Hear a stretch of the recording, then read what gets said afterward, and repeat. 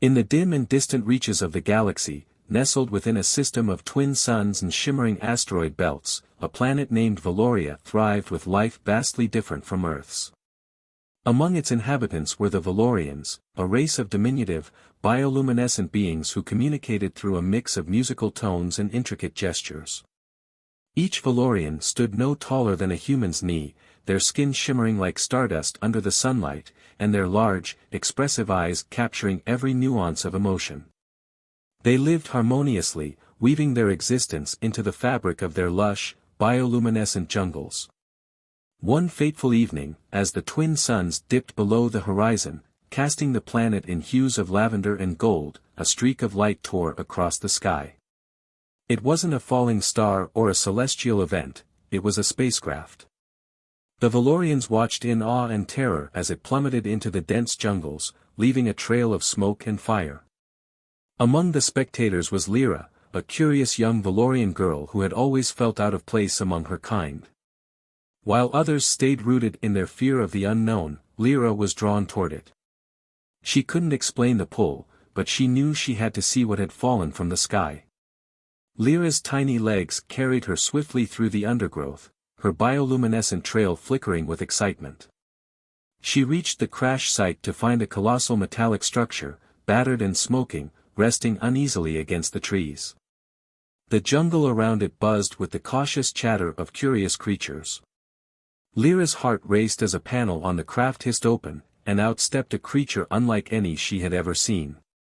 It was a human, though she did not know the word for it. The human was tall, a giant to her, clad in a suit that looked as if it could defy the stars themselves.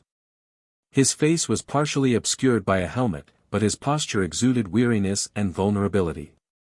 Lyra's instinct was to retreat, but something kept her rooted to the spot.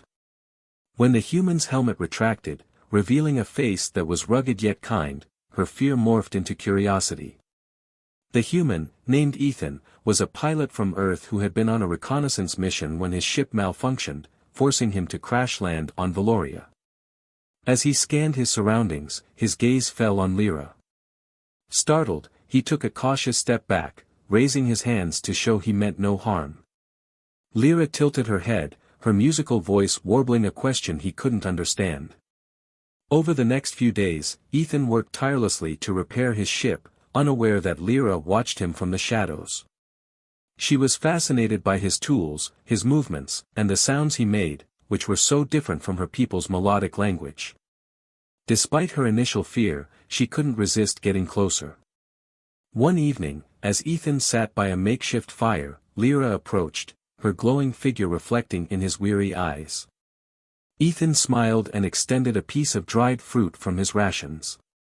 Lira hesitated, her thoughts racing with tales her elders had told about creatures that devoured the unsuspecting. But Ethan's eyes held no malice, only kindness. Tentatively, she took the offering, and as their fingers brushed, a connection sparked between them. Their bond grew in the days that followed. Lira helped Ethan navigate the jungle, her intimate knowledge of the land proving invaluable. She showed him plants that could heal, fruits that could sustain, and paths that led to safety. In return, Ethan shared stories of Earth, using gestures and sketches in the dirt to convey his tales. Lyra's laughter, a sound like tinkling chimes, became a regular occurrence as she learned about the absurdities and wonders of his distant world. However, their growing friendship did not go unnoticed. The Velorian elders, wary of the giant invader, convened to discuss the matter.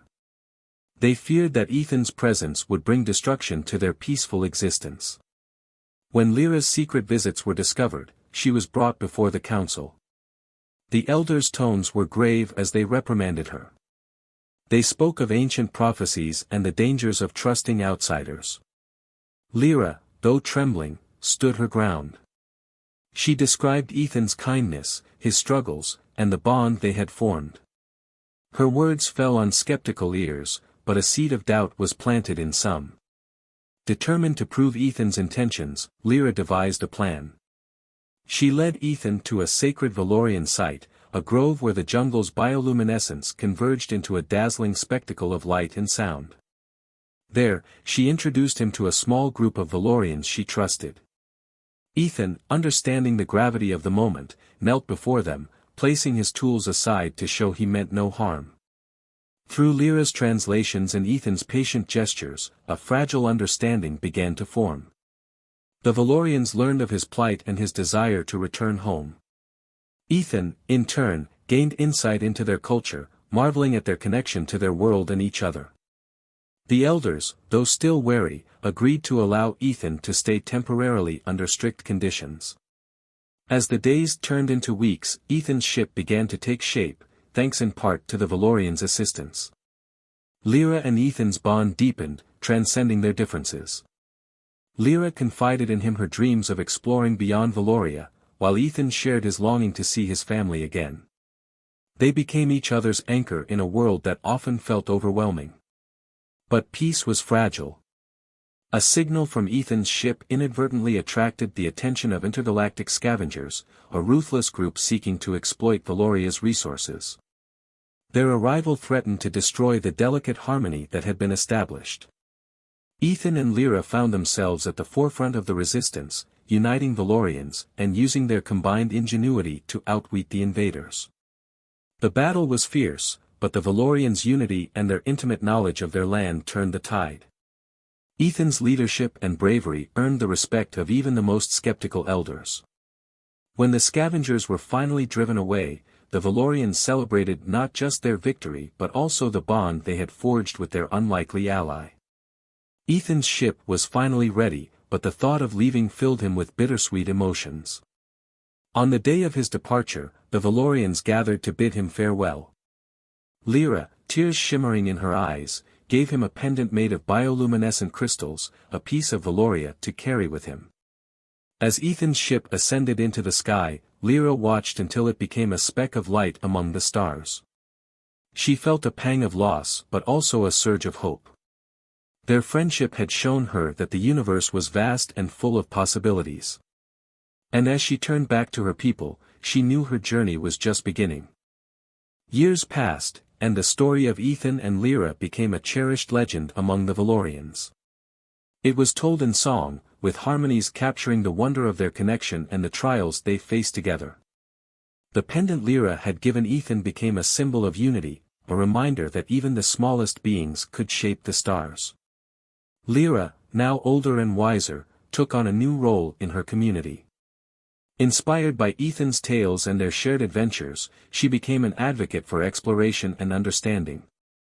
Under her guidance, the Velorians began to carefully expand their horizons, constructing vessels that could navigate the skies of Veloria and, eventually, the space beyond.